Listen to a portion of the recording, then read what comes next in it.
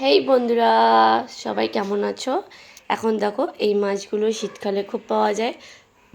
তোমরা আমাকে নামটা বলবে এটা কি মাছ। আমি এটা করেছি দেখো ধনেপাতা বাটা, কাঁচা লঙ্কা আর আদা দিয়ে। এবার দেখো এটার মধ্যে পুরোটা আমি মাখিয়ে নেব।